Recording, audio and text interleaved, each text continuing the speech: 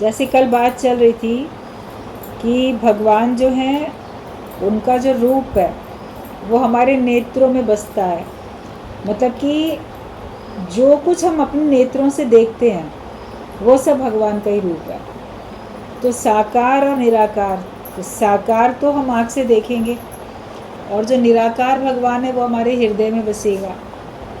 तो उसका हृदय में भाव होते हैं, एक भाव ही तो डाल देते हैं कि ये भगवान है, ये भगवान है, ये भगवान है। हमारा भाव उसको भगवान बना लेता है। जो अभी गुरुजी पूरा दृष्टांत जो बोल रहे थे कि मूर्तिकार जो होता है वो पत्थर को देख के पहले उसमें अपना भाव डालता है कि इसमें मैं क्या बना सकता हूँ। वो कल्पना करता है और उसको कल्पना में वो आकृति उसमें पूरी दिख जाती है। तब वो उस पत्थर को लेके उससे छेनी हथौड़े से उसकी पूरी कटिंग करके और जो कुछ उसने बनाना चाहा वो उसको बना देता है, उसका वो आकार दे देता है। तो पहले तो वो उसमें भाव डालता है, फिर वो उसको आकार दे देता है। तो हम भी जब पहले सब में भगवान का भाव डालेंगे, भगवत भाव रखो सबके अंदर, भगवत भाव रखेंगे तो फिर हम उसको वास्तव में आकार भी दे पाएंगे, फिर उस साकार को हम भगवान करके देख भी पाएंगे। और जब हम उसको भगवान करके देखेंगे तो वो भी हमारे लिए भगवान की तरह हो जाएगा, क्योंकि हमारा भाव उसमें भगवान का है। मानो तो पत्थर है और मानो तो भगवान है, जो आप मान लो। तो पत्थर वाला जो चल रहा था दृष्टांत कि एक दुकानदार था, उसके यहाँ तरह तरह की मूर्तियाँ, बहुत सब उसके यहाँ शो केस में लगे थे, अंदर भी तरह तरह के शो पीस, सब गिफ्ट आइटम सारे उसके बिकते थे और बहुत मूर्तियाँ सब उसके अंदर दुकान में रखी होती थी। तो उसकी दुकान के बाहर एक बड़ा सा पत्थर था। वो पत्थर दरवाजे के पास ऐसे ही पड़ा ही रहता था। अब वो सोचता था इतना भारी पत्थर है, पड़ा है। कभी होता है ना, आगे फुटपाथ होता है या मान लो पैसेज होता है और पत्थर कोई है ही पड़ा हुआ।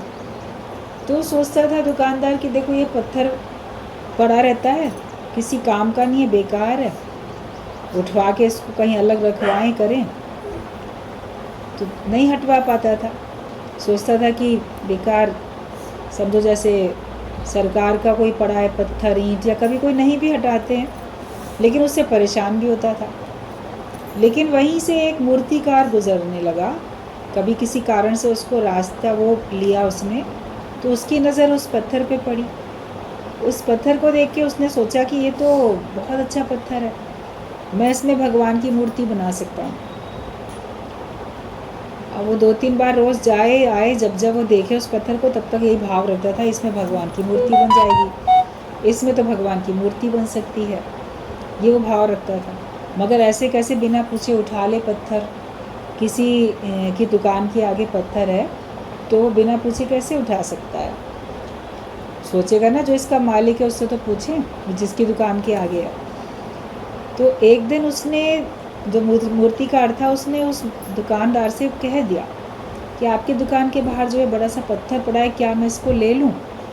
वो कहता अरे बहुत शुक्र है, तुम अगर ले जाओगे तो मैं तो इसको कब से हटवाने की सोच रहा हूँ, लेकिन मेरे को टाइम नहीं मिल पा रहा और मैं इसको हटवा नहीं पा रहा। ये व्यर्थ का पत्थर यहाँ पड़ा हुआ है, इसका कोई उपयोग नहीं है। मूर्तिकार ने कहा मुझे ही दे दीजिए। बोला बहुत शुक्र है तुम ले जा रहे हो। तो ले गया वो। अब उसने उसको बड़ी अच्छी तरह से तराश के बड़ी सुंदर मूर्ति बना दिया। अब वो जो मूर्ति बनी, भगवान की बहुत सुंदर मूर्ति बन गई। अब मूर्ति बनने के बाद वो बहुत कीमती हो गई। ऐसे तो पत्थर पड़ा है, दूसरों की ठोकर खाता भी है और दूसरों को ठोकर खिलाता भी है, उसका यही काम होता है, यूं ही पड़ा रहता है। लेकिन वही मूर्तिकार के हाथों में आके वो क्या से क्या बन जाता है और फिर उसकी कीमत भी कितनी बढ़ जाती है। उतना कीमती बन जाएगा वो पत्थर, मूर्ति उसकी बन जाएगी, तो फिर वही तो उसके दुकान में बिकने के लिए भी फिर आएगा और तब वो उसको कितना संभाल के रखेगा। जो दुकानदार है अभी तक तो वो उसको ऐसे व्यर्थ समझ रहा है, लेकिन जब उसने बहुत सुंदर मूर्ति बनाई, उसकी तो कीमत बहुत हुई। दुकानदार ने भी देखा कहता ये, जब वो लाया पत्थर, बोला ये इतनी सुंदर मूर्ति, ये तुम कितने में बेचोगे? मैं ले लेता हूँ इसको, ये मैं अपनी दुकान में अंदर रखूँगा, और ये तो बहुत अच्छे तरह से बिकेगी, ये तो बहुत कीमती है। तब उसने कहा कि इसकी कोई कीमत नहीं है, ये तो वही पत्थर है, आपने दिया था, लेकिन मैंने इसको मूर्तिकार ने उसको मूर्ति बना दिया। बोला ये वही है। तो जिसको पहले वो सोच रहा था कोई मुफ्त में भी ले जाए, अब उसको वो खरीदने के लिए लालायित है कि ये मुझे मिल जाए और मैं इसको अपने दुकान में रखूं और ये मैं बड़ी कीमत इसकी ले सकता हूँ। लेकिन वही मूर्ति जब मंदिर में लगी जाके, तो दुकानदार भी उसके आगे झुकेगा, मूर्तिकार भी झुकेगा, सब झुकेंगे। तो सिद्धांत ये है कि हम भी पहले अनगढ़े पत्थर हैं, हमारी कोई कीमत कदर होती नहीं है। जिस घर में रहते हैं, जिस घर वालों के बीच में रहते हैं या जिनके बीच में भी रहते हैं, जैसे वो पत्थर उस दुकानदार के दुकान के पर ही पास में दरवाजे पर ही पड़ा हुआ था, तो चूँकि अनगढ़ा पत्थर था तो उसकी कोई कीमत नहीं थी, सब उससे तंग होते थे। तो जब तक हमारे जीवन में ब्रह्मज्ञानी संत नहीं आते, गुरु नहीं आते हैं, वो हमको गढ़ते नहीं हैं और गढ़ के वो हमारे खोट नहीं निकालते हैं, तब तक हम भी सबकी ठोकर खाते रहते हैं।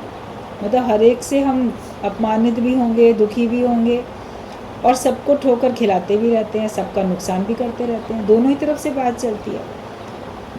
आप किसी से दुखी होते हो, कोई आपसे दुखी हो रहा, आप किसी की शिकायत करो, वो आपकी शिकायत करेगा। आप सोचो ये बुरा है तो दूसरा बोलेगा हाँ ये भी बुरा। अरस परस बात होती है, दोनों तरफ से बात होती है। लेकिन जब गुरु की नज़र पड़ जाती है और गुरु कहता है कि इसको मैं अपना लूँ, लोग कहते हैं हाँ हाँ हमारे घर के ये लोग हैं ना, सुधरते नहीं हैं, अच्छे नहीं हैं ये लोग, सत्संग में जाने लगे हैं तो ठीक है, सुधर जाए, अच्छे हो जाएंगे। या आपके कोई पड़ोसी हैं, रिश्तेदार हैं, कोई और लोग आपको पता चलता है सत्संग में जाना शुरू कर दिए हैं, कहते हैं बड़ा अच्छा है, जाने लगे, कुछ तो उसको सद्बुद्धि आएगी, ये तो अभी इतना तंग करता था, परेशान करता था। जैसे कोई वास्तव में हृदय से किसी को प्यार नहीं करता है, सब अपने सुखों से ही प्यार करते हैं, अपने सुख से सब जग बांधे को धारा को नीत। जब गुरु अपना लेता है, जैसे मूर्तिकार ने उस पत्थर को अपना लिया, तब गुरु हमको इतना सच्चा अच्छा बना देता है, हमारे सारे खोट ख़त्म करके हमारे अंदर वाले भगवान को प्रकट कर देता है। भगवान सब में बसते हैं, घट घट में बसे भगवान, पहचान सके तो पहचान। आप पहचान लो, हर एक के अंदर हैं तो भगवान है, निराकारिक रूप से सबके अंदर है, और व्यवहारिक रूप में वो प्रकट हो जाता है जब आपका व्यवहार अच्छा होता है, ज्ञानवान वाला व्यवहार होता है। आपका उठना बैठना देखना बोलना सब ज्ञान अनुसार हो जाता है, सावधानी से चलते हो, ज्ञान अनुसार हो जाता है। तो आपके एक एक कार्य से भगवान झलकने लगता है, लोगों को महसूस होने लगता है कि हाँ इनके अंदर तो वास्तव में भगवान ही है। और जब आप अच्छे बन जाते हो, ज्ञानवान बन जाते हो, तो वही लोग जो आपकी कदर नहीं करते थे फिर आपको अपनाना चाहते हैं। जैसे वो दुकानदार फिर उसको खरीदना चाह रहा था, नहीं ये तो मुझे मिल जाए, मेरे तो शोकेस दुकान में मैं लगाऊंगा और सब देख के आएंगे। अगर सुंदर सी मूर्ति, कोई बहुत सुंदर मूर्ति शोकेस में लगी होती है, तो उसको देखकर ही लोग आकर्षित होकर दुकान के अंदर जाते हैं उसको खरीदने के लिए, या उससे रिलेटेड और भी चीज़ें खरीदने के लिए कि इसमें कितनी सुंदर सुंदर मूर्तियां हैं, अंदर देखें क्या क्या है। तो जब आप अच्छे बन जाते हो तो आपके वो लोग जो आपकी कदर नहीं करते थे, आपकी कीमत नहीं करते थे, वो लोग भी आपकी कदर कीमत करते हैं और फिर वो अपनाने लगते हैं, आपको अपनाने लगते हैं कि अब ये मेरा बन जाए। गुरु का बना पहले, भगवान का बना, अच्छा बन गया, अब ये भगवान का ना रहे, गुरु का ना रहे, अभी मेरा बन जाए, क्योंकि उससे अब उनको फिर सुख मिलेगा, खुशी मिलेगी। तो सारा संसार ब्रह्मज्ञानी को अपनाने के लिए लालायित रहता है। गुरु हमको इतना कीमती बना देता है, तो मेरी बढ़ गई है कीमत, तूने भर दिए हैं मोती, खाली सीप होती है उसकी कोई कीमत नहीं, उसमें अगर मोती हो तो उसकी कीमत होती है। अनगढ़ा पत्थर है उसकी कोई ख़ास कीमत नहीं, लेकिन जब वो गढ़ जाता है, एक सुंदर मूर्ति के रूप में ढल जाता है, तब उसकी कीमत बहुत हो जाती है। जो लोग भी सतगुरु की शरण में आ जाते हैं, ज्ञानवान बनते हैं, तो उनकी कीमत बहुत हो जाती है। सब उनको प्रेम करते हैं, सब उनको अपनाना चाहते हैं, सब उनके द्वारा मार्गदर्शन चाहते हैं, उनके रास्ते पे चलना चाहते हैं। सभी लोग उनकी बहुत कदर कीमत करते हैं। गुरु हमको ऐसा बना देता है अपने ज्ञान से। इसलिए सत्संग हमारे लिए बहुत ज़रूरी है। सच्चा ज्ञान जीवन में उतरना बहुत ज़रूरी है। खास कुछ करता थोड़ी है गुरु, हमारे अंदर के खोट निकाल देता है। हम सबको अपने अपने अंदर के खोट निकालने हैं। जैसे कल भी बात चल रही थी कि दृष्टांत तो वो एक ही था और उपदेश भी एक ही था। ब्रह्मा ने एक ही तो उपदेश दिया, द अक्षर बोला केवल, लेकिन सबने अपने अपने हिसाब से उसका अर्थ निकाला। देवताओं ने द से दमन और मनुष्यों ने द से दान और दैत्यों ने द से दया, क्योंकि वही कमी थी उनके अंदर में। ज्ञान हमारे अंदर की कमियों को दूर करने के लिए होता है। जो भी सत्संग हम सुनते हैं वो हमारे अंदर की कमियों को दूर करने के लिए होता है। तो ऐसा गुरु तो एक ही ज्ञान देता है सबको। सत्संग चलता है, एक ही सा ज्ञान सबको सुनाया जाता है। कितने लोग बैठे होते हैं, कोई आसुरी प्रवृत्ति के होते हैं, कोई देवता वाले स्वभाव के होते हैं, कोई साधारण मानव स्वभाव के होते हैं। सत्संग में तो सभी लोग आके बैठते हैं और ज्ञान सब एक सा सुनते हैं, बराबर का सुनते हैं। लेकिन हर एक को सत्संग सुनते सुनते अपनी अपनी कमी दिखने लगती है और हर एक अपनी अपनी कमी को दूर करने लगता है। जैसे उन लोगों ने अपनी कमी देखी और उस कमी को दूर किया, तो हम भी सब अपनी कमी देखते हैं, अपनी कमी को दूर करते हैं, तभी तो ज्ञानी बनते हैं। कमियां हमारे अंदर रहेंगी तो हम ज्ञानी कैसे बनेंगे। ये गुरु का कितना आश्चर्य में उपदेश होता है कि अलग से कुछ कहता भी नहीं, एक सा ही ज्ञान सबको देता है। बच्चा, बूढ़ा, जवान, अमीर, गरीब, कैसा भी कोई हो जो आके बैठता है, खोटा खरा कैसा भी कोई हो, लेकिन हर एक अपने आप को गढ़ने में लग जाते हैं वाणी के द्वारा, वचनों के द्वारा। गुरु की निगाह में रहते हैं तो हम संवरते रहते हैं और फिर हर एक का जीवन अच्छा बन जाता है। किसी की किसी से तुलना नहीं है, सब जो जहाँ हैं अपनी अपनी जगह पर हैं और सब अच्छे हैं। सभी मूर्तियाँ अच्छी हैं, बहुत सुंदर हैं। अभी मेले में आप जाओ तो आपको तरह तरह की मूर्तियाँ दिखती हैं, मिट्टी के भी खिलौने तरह तरह के दिखते हैं। सब अपनी अपनी जगह सुंदर होते हैं। कोई तोता है, कोई कबूतर है, कोई कुछ और है, कोई गाय है, कोई हाथी है, कोई घोड़ा है, कोई मनुष्य है, कोई भगवान है। मूर्तियाँ बहुत होती हैं, लेकिन अपने आप में सभी तो सुंदर होती हैं। तो ऐसे ही भगवान की बनाई हुई जितनी भी मूर्तियाँ दिखती हैं, 84 लाख योनियाँ, सब अपने आप में सब बहुत अच्छी हैं और अलग अलग है, एक दूसरे से किसी की तुलना भी नहीं है।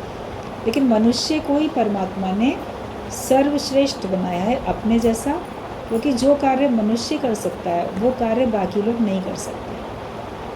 अपने को बहुत उच्च कोटि का बनाने का काम, परम पद को पाने का काम, आवागमन से छूटने का काम, ये तो मनुष्य योनि में ही संभव है। पशु योनि तो भोग योनियाँ होती हैं।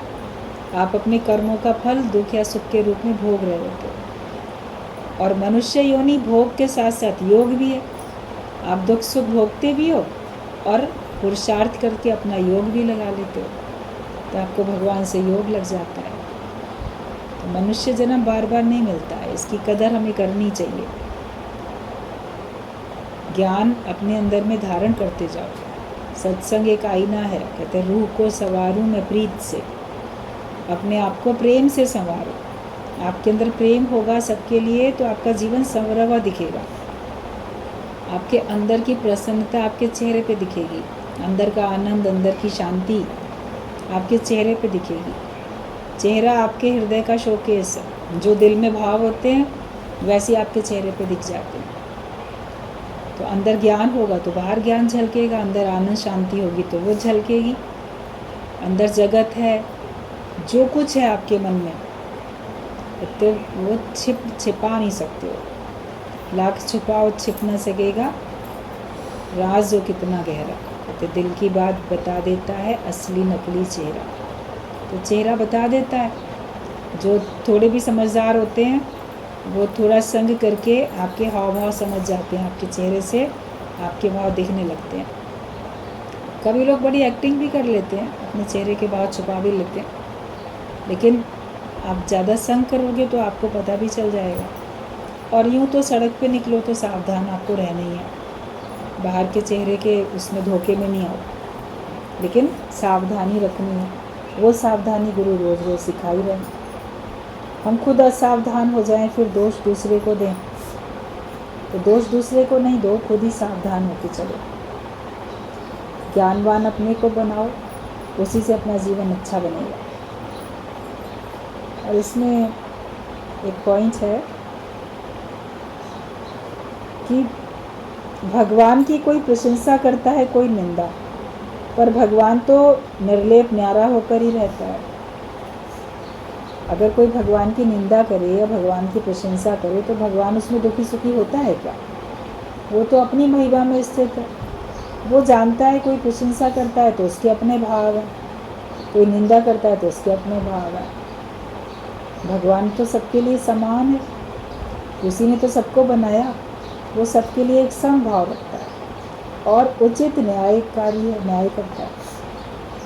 उसी में लोग अन्याय समझ लेते हैं, लेकिन तेरे ही कर्मों का पर्चा तेरे सामने आया है, जो कुछ तुमने किया वही तुम्हारे सामने भी आया। ऐसा जब समझ जाते हैं तो हम दोष नहीं देते किसी को भी। अपने को उस गॉडहुड में ले आओ, अपनी तरफ देख के अपने से निर्णय करो कि तुम्हारी सबके प्रति सम भावना है कि नहीं, सम दृष्टि है कि नहीं, सबको एक समान अपनेपन से देखते हो कि नहीं, सबको भगवान करके देखते हो कि नहीं। तो अगर आप अपने कर्मों के जिम्मेदार हो, अपनी भावनाओं के जिम्मेदार हो, आप अपने को देखते हो तो आपका मन शांत रहता है। कि दूसरा आपको कुछ भी समझे, कुछ भी बोले, समय आने पे वो भी समझ जाएगा। आप सच पे हो तो सच्चे को बहुत ज़्यादा अपनी सच्चाई का प्रमाण देने की आवश्यकता नहीं होती है। उस समय पे सच्चे की सच्चाई भी प्रकट होती है और झूठे का झूठ भी प्रकट हो जाता है। इसलिए हम अपनी राह पे चलें, हम अपनी सच की राह पे चलें तो हमें कोई प्रशंसा से या निंदा से हमें तकलीफ़ होने वाली नहीं है। और दूसरे का विचार ही हमको दुखी करता है। अगर हम दूसरा देखते हैं, दूसरे के बारे में सोचते हैं, अपने से अलग अगर आप किसी और के बारे में सोचते हो तो आपको दुख आ सकता है, आ भी जाता है। लेकिन जब आप केवल अपने लिए देखते हो, अपने लिए सोचते हो, अपने कर्मों को, अपने कार्य को, अपने लक्ष्य को देख के उस पर पुरुषार्थ करके चलते हो तो आपके अंदर में को उमंग, उत्साह रहता है, जोश रहता है कि जिस कार्य के लिए मैंने ये जन्म लिया, मनुष्य शरीर धारण किया, वो कार्य मुझे करना है और मैं अपने कार्य को तो पूरा करूं। हम दूसरों के काम में कमी निकालें या मान लो कमी ना भी निकालें, प्रशंसा करें तो आपका अपना काम तो डिले हो गया। अपना काम तो पहले कर लो। सबको अपना अपना कार्य करने को मिला है। आप जितनी जल्दी हो सके मुक्ति का निश्चय अपना पहले कर लो, उसके बाद औरों को निश्चय कराने में लग जाओ। साथ साथ भी बताते चले जाओ, जो सुना वो सुनाते भी चले जाओ। लेकिन फिर कोई दूसरों को निश्चय कराने के चक्कर में खुद नहीं करेगा। पर उपदेशे आप न करे तो आवत जावत जन्मे मरे। दूसरे को फिर उपदेश देने लगेंगे और अपने आप नहीं करेंगे, तब तो फिर जन्म मरण के चक्कर में आएंगे भी जाएंगे, जन्मेंगे फिर मरेंगे, जन्मेंगे फिर मरेंगे, यही होता रहेगा। तो सिर्फ दूसरे को उपदेश देना और अपने ऊपर ना लागू करना, ये आपके लिए नुकसानदायक है। उपदेश दे रहे हो दूसरे को, मान लो साथ साथ गुरु जी का कहना होता था तुमने ए सीखा है तो ए सिखाओ, बी सीखा है तो बी सिखाओ। जितना जितना तुम सीखते जा रहे हो, हाथ के हाथ साथ साथ औरों को भी बताते चले जाओ। लेकिन अपने को तो ज्ञान पक्का करोगे ना अपने लिए।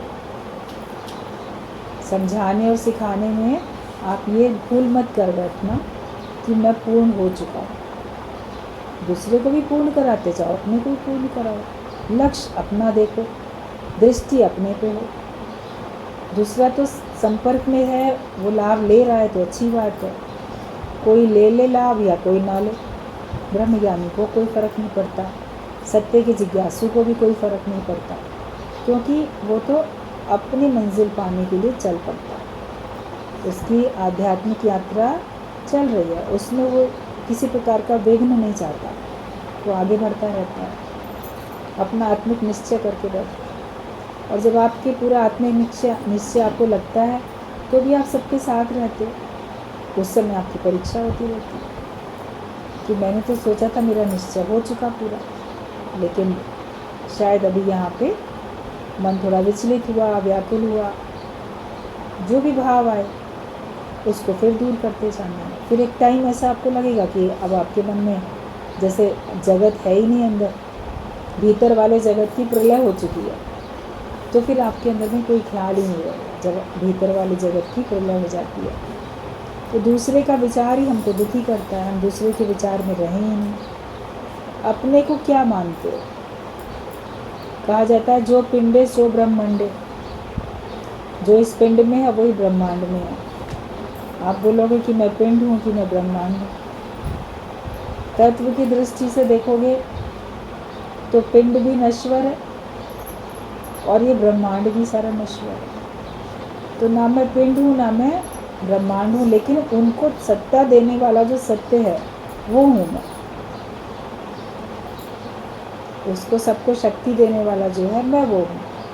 तो इस पिंड से भी ऊंचे उठ जाओ। पहले केवल अपने को इस देह में मानते थे, फिर अच्छा सर्व में मैं हूँ, फिर अपने को सारे विश्व में सब में मान रहे हो, मगर फिर उससे ऊंचे उठ जाओ, क्योंकि वो सब नश्वर है, जगत भी नश्वर है, इसकी भी प्रलय हो जाएगी। जिसका कभी नाश नहीं होता, जो अविनाशी है, वो सत्ता में है। उस सोच में आ जाओ और उस निश्चय में आ जाओ। सबसे ऊंचे उठना, किसी का किसी बात के ऊपर फिर असर होने वाला नहीं है। केवल अपने को देह मानोगे तो भी बहुत सारे दुख दर्द हैं, सब में अपने को देख लेते हो तो भी कभी कभी द्वैत है, उलझन है, लेकिन सबसे निर्लेप न्यारा मैं हूँ कि मैं कुछ भी नहीं, मैं दोनों से ही न्यारा हूँ। सब तत्वों में हेरा फेरी होती है, शरीर में भी घटा बढ़ी होती है, लेकिन आत्मा में नहीं होती। आत्मा तो ज्यों की तो है, एक छोटी चींटी में भी वही आत्मा है और हाथी में भी वही आत्मा है। वो हाथी में वो शक्ति कितना बड़ा बड़ा कार्य करती हुई दिख रही है, और चींटी में तो बहुत ही कम शक्ति दिख रही है। उसकी आकार कितना छोटा है चींटी का, हाथी का कितना बड़ा है। सत्ता बराबर है। वही चींटी जब उसका चींटी वाला शरीर छूटेगा वो हाथी बन सकती है, हाथी भी मर के फिर चींटी बन सकता है। सत्ता वही है, मतलब एक चिंगारी में, एक छोटे से दिए की लौ में, लपट में, अग्नि में शक्ति वही है। उसको तो फूंक से मोमबत्ती को आप बुझा सकते हो, लेकिन उसी से आग कहीं लगाओ तो बहुत बड़ी आग भी तो लग जाएगी। जंगल में आग लग जाती है एक चिंगारी से।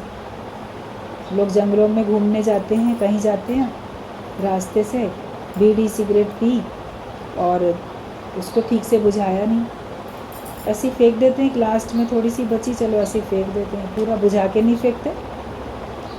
तो उस छोटी सी चिंगारी से सूखे पत्तों में आग लग जाती है, कभी कभी घास में, पत्ते में। वो जलते जलते हवा से फिर इधर फैले उधर फैले, बड़े बड़े जंगल भी जल जाते हैं। देखा सुना होगा आपने इस तरह का, कभी भी समाचार ज़रूर देखा सुना होगा कि जंगल में आग लग गई, फिर उसको बुझाने में कितना टाइम लगता है, कितने हेलीकॉप्टर से पानी डालने पड़ते हैं, तो भी कभी बुझती है कभी नहीं बुझती है, और बहुत नुकसान हो जाता है। तो छोटी सी चिंगारी में भी कितनी शक्ति है, जब उसको वैसा अवसर मिलता है तो उसकी शक्ति प्रकट हो जाती है। तो ऐसे ही चाहे छोटी सी चींटी में आत्मा हो, तुझ में, मुझ में, इसमें, उसमें, सब में, तो मुझ में राम, तुझ में राम, सब में राम समाया, और सबसे कर लो प्यार, जगत में कोई नहीं है पराया। सबसे प्रेम करके बैठो, पराया कोई नहीं है, और परमात्मा की सत्ता तो हर एक के अंदर है। तो शक्ति सब में, वो शक्ति को ही नमन करना, आप बोले ये मेरे से छोटा है, इसको क्यों नमन करें, बड़ा है तो क्यों करें, वो बड़ा होगा तो अपने घर के लिए होगा। लेकिन हर एक में सत्ता तो वही विराजमान है। हृदय से तो हर एक का आदर मान सम्मान अंदर में रखना ही। ये नहीं कह रहे जो तू है सो मैं हूँ, जो मैं हूँ सो तू है, फिर क्यों हम किसी को भी अभिवादन भी करें। द्वैत खत्म हो जाए, लेकिन जो शिष्टाचार है वो तो रहता है। हनुमान से पूछा कि तुम कौन हो और ये सब कौन है। चारों तरफ सब लोग बैठे हुए थे, राम भगवान भी बैठे थे, सब थे, सबसे ऐसे पूछा जा रहा था। तो उन्होंने कहा कि शरीर करके मैं राम का दास हूँ, लेकिन तत्व से वो और मैं एक है। तत्व से सब एक है, मगर देह करके तो मैं उनका दास हूँ। तो ये भाव भी तो रहता ही है ना। आप सोचो कि अब मैं, जो तू है सो मैं हो गया, हम भी बाबा तुम भी बाबा, तो पानी कौन भर लावा। तो फिर ऐसा हो जाएगा तो आप रिस्पेक्ट ही नहीं करोगे किसी की, गुरु की भी रिस्पेक्ट नहीं करोगे, अपने घर में से बड़ों की भी रिस्पेक्ट नहीं करोगे, किसी की भी नहीं करोगे। आदर मान सम्मान करना, मर्यादित शिष्टाचार में रहना, ये तो हमारे लिए सबके लिए बहुत आवश्यक है। तुम अगर जीव भाव में आओगे तो फिर आनंद में नहीं आ सकते। जीव भाव में आके आप सोचो मैं बहुत बड़ा हो गया तो मेरे लिए कोई छोटा है, द्वैत तो रह गया। तो द्वैत है तो आनंद कहाँ पे है।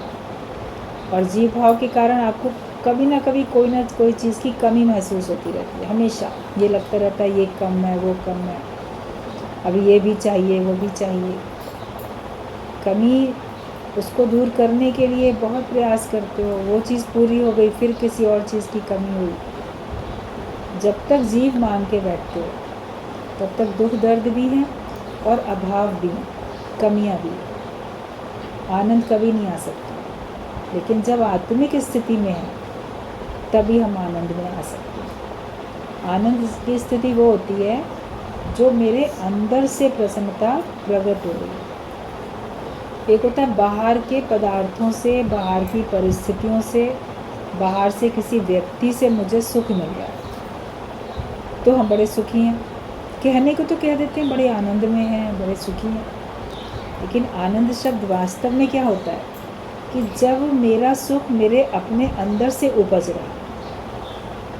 मुझे आनंदित होने के लिए, प्रसन्न होने के लिए, सुखी होने के लिए किसी भी बाहर की परिस्थिति की या पदार्थ की या व्यक्ति की आवश्यकता महसूस नहीं हो रही है। मैं अपने ही आत्मा के आनंद में।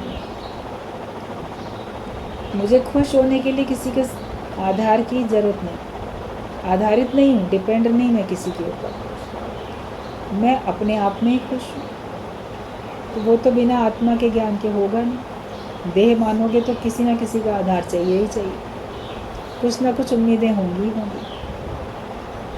अपने को आत्मा में लेके आओ, ब्रह्माकार वृत्ति में लाओ, तो आप देखोगे आप हमेशा आनंदित ही हो, क्योंकि दूसरा समाप्त हो चुका है, जगत की प्रलय हो गई, मेरे अपने सिवा दूसरा कुछ है ही नहीं।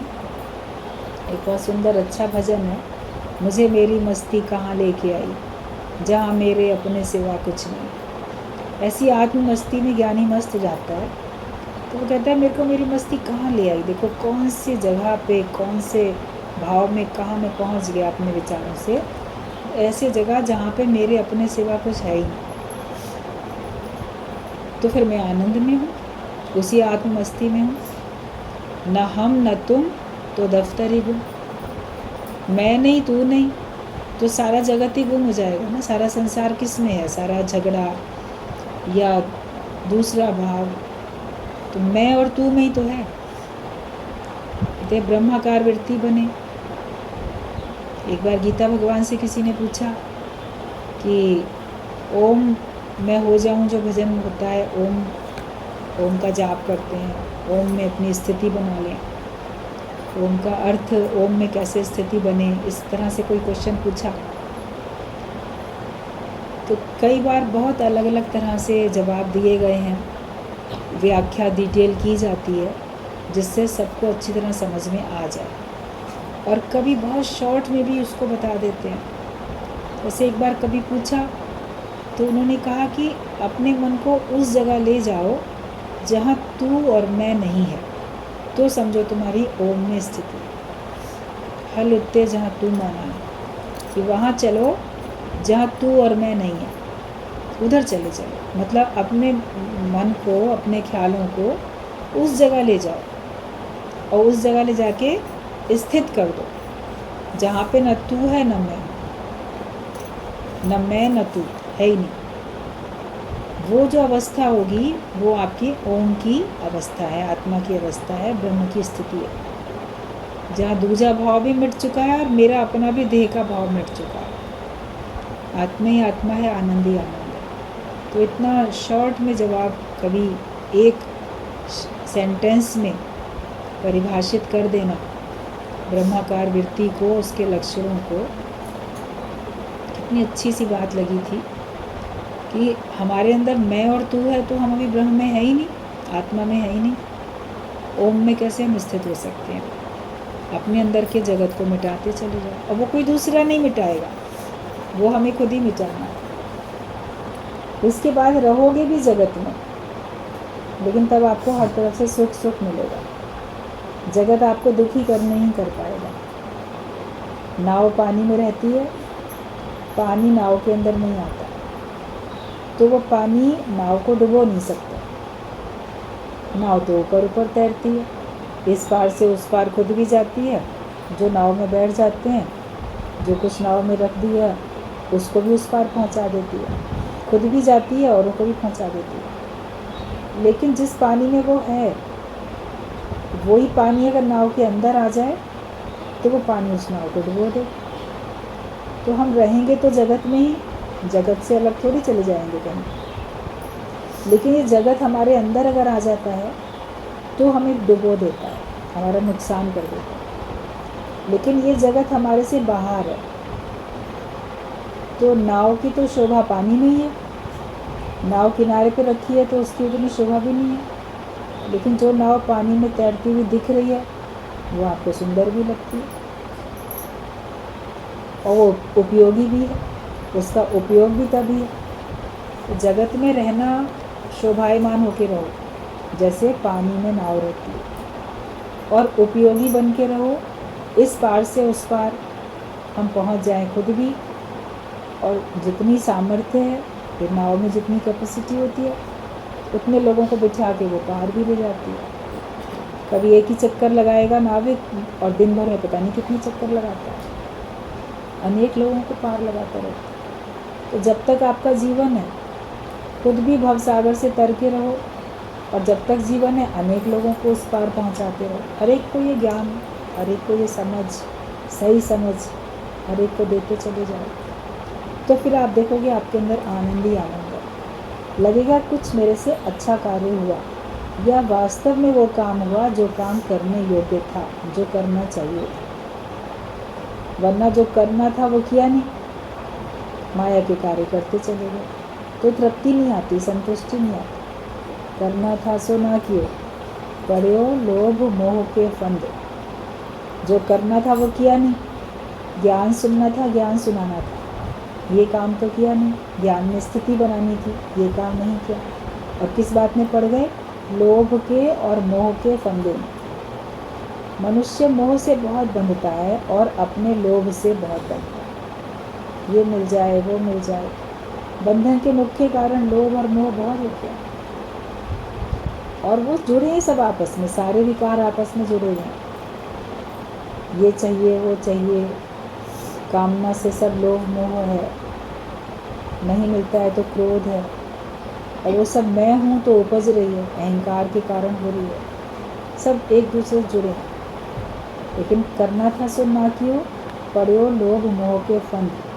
नानक समयो रम गए, अब क्यों रोगत अंध। गुरु नानक देव ने बोला है कि समय तो चला गया तुम्हारा, कितना जीवन चला गया हर एक का। अपनी आयु का भी देखो, क्या करते रहे सारी आयु, क्या हासिल हुआ, ऐसे ही चला गया। जन्म तेरा बातों ही बीत गए, ऐसी बातों बातों में बीत गया। भगवान का नाम तो कभी लिया ही नहीं। तो गुरु नानक देव ने भी ये बात बोली कि समय तो चला गया, तो अब रोते क्यों हो अंधे बन के? अज्ञानता में अंधे बने, मोह में अंधे बने, लोभ में अंधे बने, और बाद में बहुत समय चला गया तो बाद में रोते हैं। गुरु का कहना होता है जो भी बच गया, बचे हुए का शुक्राना गाओ, बीती ताई बिसार दे, आगे की सुध ले। बहुत सारा चला भी गया, लेकिन आज का दिन तो बच गया। अगर आज भी जीवित हो, आज का दिन बच गया, तो आज भी आत्मा का निश्चय कर लो, आज से ही अबाउट टर्न हो जाओ। कभी आपकी गाड़ी कहीं बाई रोड जा रहे हो, कभी किसी गलत सड़क पे चली जाती है और आपको लगता है ये वही सड़क है जो जहाँ मुझे जाना है, काफ़ी आगे निकल जाते हो, लेकिन फिर कहीं से पूछा, पता चला कि हम गलत सड़क पे आ गए हैं। तो जैसे ही पता चलता है कि ये सड़क वहाँ नहीं जाएगी, उस शहर में नहीं जाएगी जहाँ हमको जाना है, तो आप क्या करते हो? जैसे ही पता चलता है वहीं से तो गाड़ी मोड़ लेते हो। ये थोड़ी सोचते हो अरे अब इतना पेट्रोल खर्च करके इतनी दूर आ गए, तो चलो जो ये शहर जिस शहर में पहुंचा रही है वहीं चले जाते हैं पहले। जब आपको वहाँ से कोई काम ही नहीं है तो जाओगे भी तो नहीं ना, अपनी मंजिल पे तो जाओगे, आप वहीं से मुड़ जाते हो। तो हमें भी जितनी आयु जिसकी जहाँ जहाँ चली गई अज्ञानता में, जब समझ मिली किस ओर तेरी मंजिल किस ओर जा रहा है, पता चला मंजिल तो मेरी कुछ और थी, जहाँ हम कहीं और रहे थे, तो उसी समय से तो अपने मन को मोड़ लो। फिर सब लोग क्या कहते हैं, हाँ ठीक है पता चल गया मेरी ये मंजिल नहीं है, लेकिन अब जो ये झमेला फैल गया है ना गुरुजी, परिवार का, बाल बच्चों का, नाती पोतों का, थोड़ा इनको समेट दें, फिर चलेंगे अपनी मंजिल पर। तो ये वैसे ही है कि गलत सड़क मालूम होने पर भी आप उसी सड़क पे आगे चल रहे हो, वहीं से तुरंत मुड़ जाओ,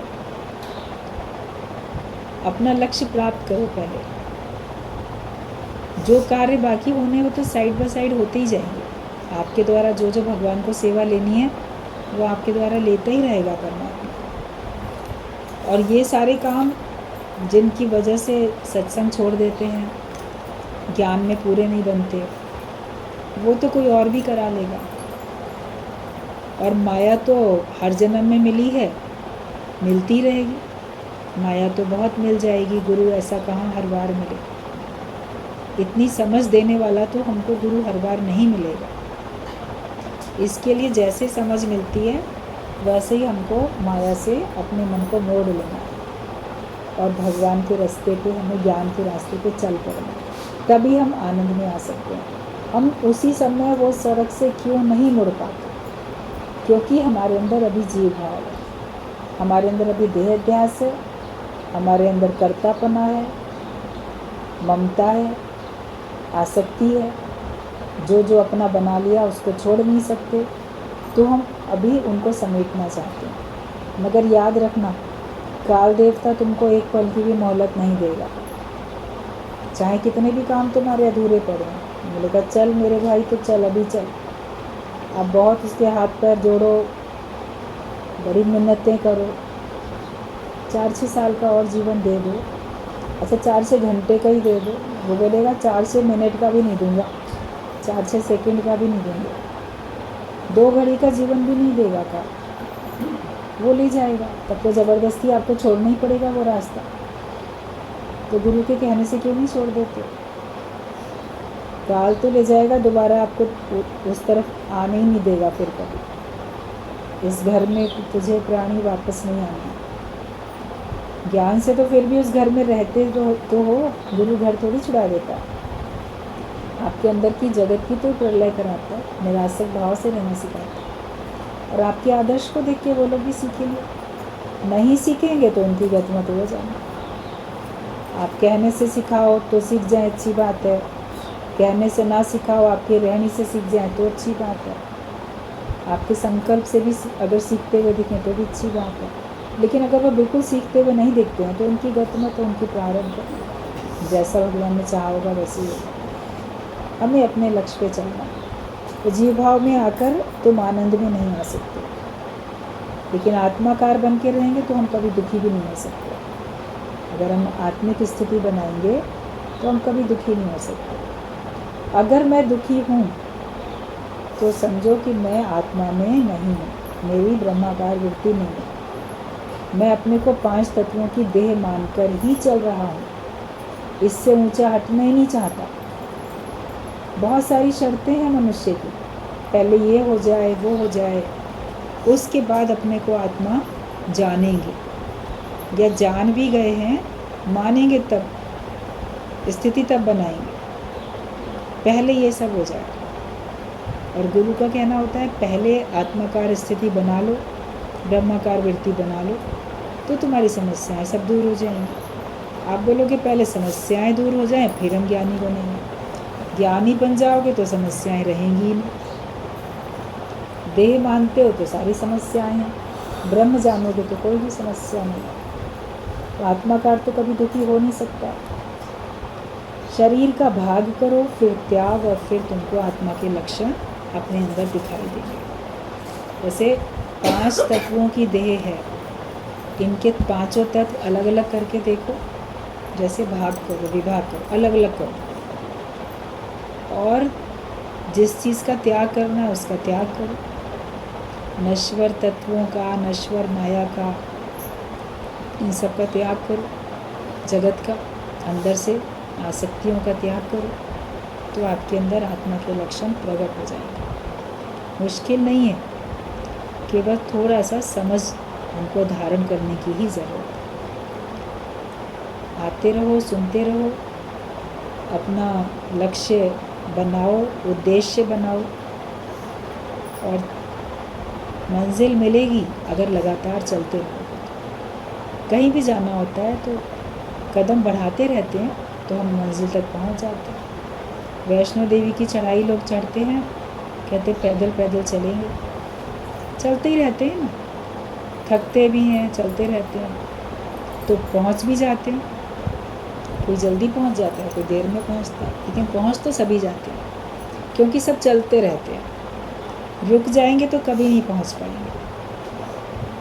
तो जो राह चुनी तूने राही, उस राह पे राही चलते जाओ, चलते रहो तो तुमको तुम्हारा लक्ष्य मिलेगा, मंजिल पे पहुँचो, आनंद मिलेगा।